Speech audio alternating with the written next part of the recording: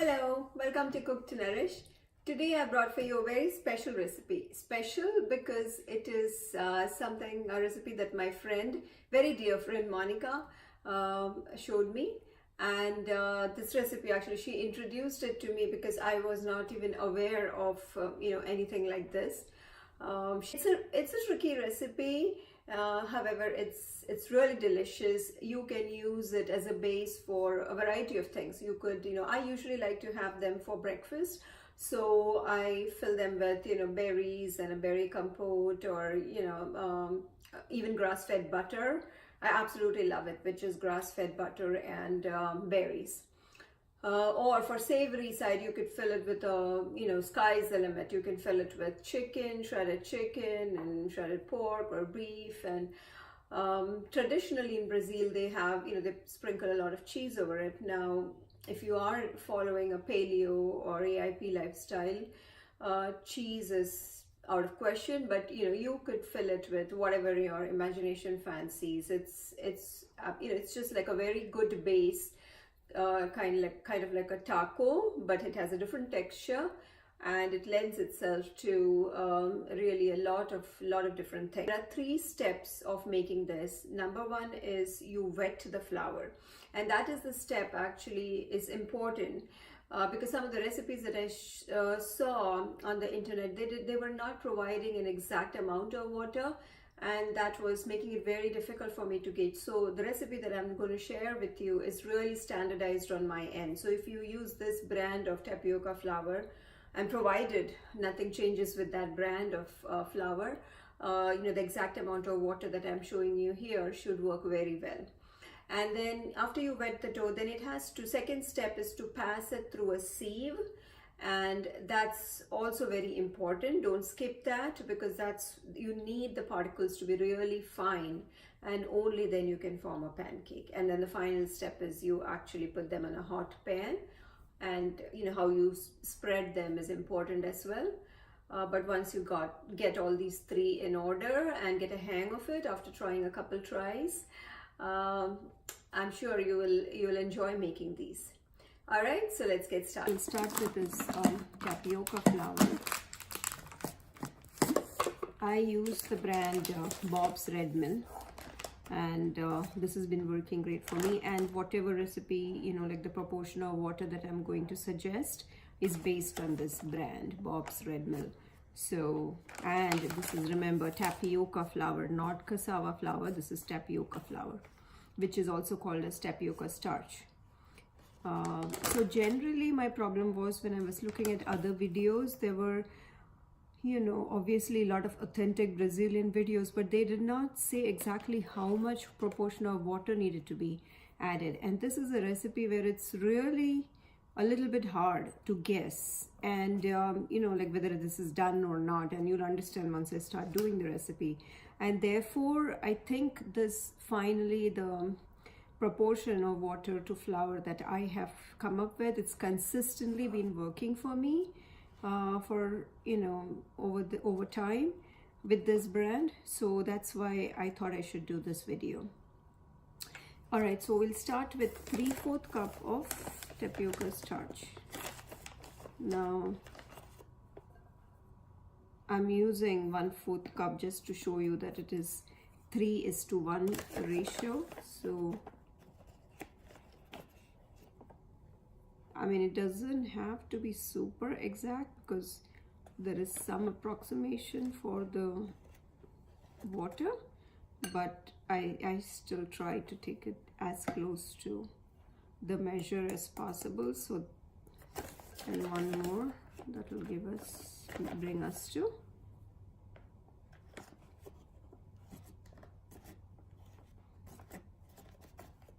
okay. So now that's 3/4 cup. Okay, this is definitely messy because this is like a starch, so it's very fine, and it just, you'll have to clean the counter after. So that's 3/4 cup, right? Now what I'm going to do is add a pinch, like about an 1/8 teaspoon of sea salt. I'm going to get 1/4 cup water. Fill the 1/4 cup with water. I'm not going to pour it all at once, but keep it here, and then I'm going to slowly add, and I'll show you what I'm going to do. So to begin with, I'm adding 2 tablespoons. You can originally start by using a spoon, but ultimately you need to get in there with your hands and fingers. That's the best way, because that's when you really know the texture of this. I'll add a couple more. The reason I take it like this is because then I don't exceed the 1/4 cup if you keep adding. I want to keep it here, and then we use up to 1/4 cup. Maybe sometimes you end up using less, slightly less, but about 1/4 cup is a good way to start, but don't add them all at once. So I've added about 6 tablespoons now. I think 5 to 6 tablespoons I've added already. See how the little bit lumps are falling.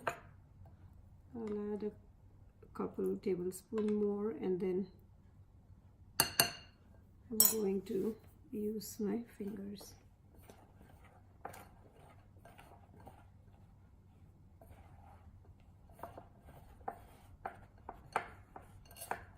Now this is tapioca starch, so it has a tendency to kind of like lump together, but what you need to do is use your fingers, and see what I'm doing. Use your thumb and break those lumps.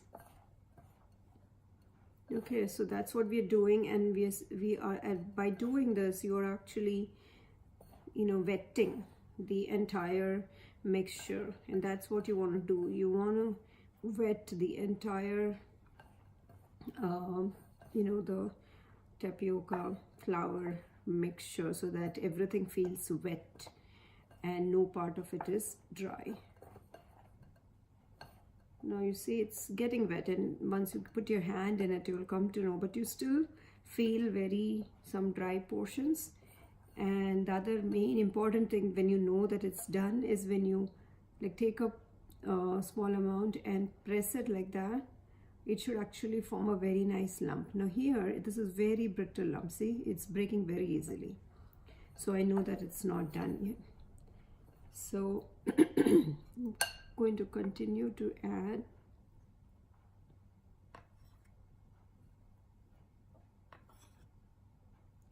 Adding slowly helps, because then it's easier for you to do this, what I just showed you. Because if you add all the water at once, it's very hard. Okay, that's it. So 2 more tablespoons. Now see how it's all lumping together here.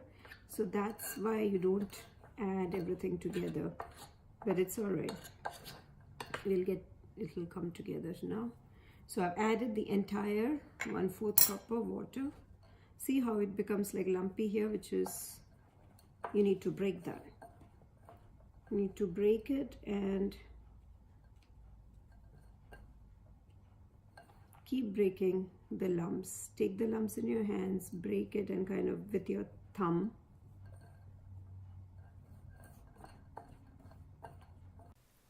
So see, now this is like done completely. See, when I make a ball, it kind of stays longer, and you see that's wet. And now we need to go to the second step, which is to sieve the mixture. So I have a fine mesh stainless steel sieve, which I place over a bowl, and then I take the mixture little by little, and using my hands I'm sieving it. You could also use a spoon to press into the sieve, and you kind of get fine particles into the bowl. So just keep doing this. It takes a few minutes. I think it took about 5 full minutes to finish the sieving. So see, it's completely done, and the thing that I want to show you about is that there's nothing left on the sieve. You pass everything through. So the objective here is to actually just make these particles like really tiny so that you can then make crepes out of them. So you're not discarding anything, and this is how it should look like. See? Now I have this pan being heated for about 5 minutes on low heat. Now I'm going to add 2 tablespoons. Now this is very tricky how you do it. So see how I'm doing. You have to work quickly here. So within a matter of like 20 to 30 seconds max, you should finish spreading the mixture. And try to put it together, like the ones that go far away, like try to bring it together, because otherwise they will not form into the pancake. Let it cook for about 1 minute before you flip it. And see, even before you flip it, what I'll do is see how you kind of touch the edges. When you touch the edges with your spatula, if it is coming, see, you can see that it's moving. That means it's done and ready to be flipped. And now again cook on this side for another 30 to 45 seconds, about a minute, and that's it. It's done and all cooked.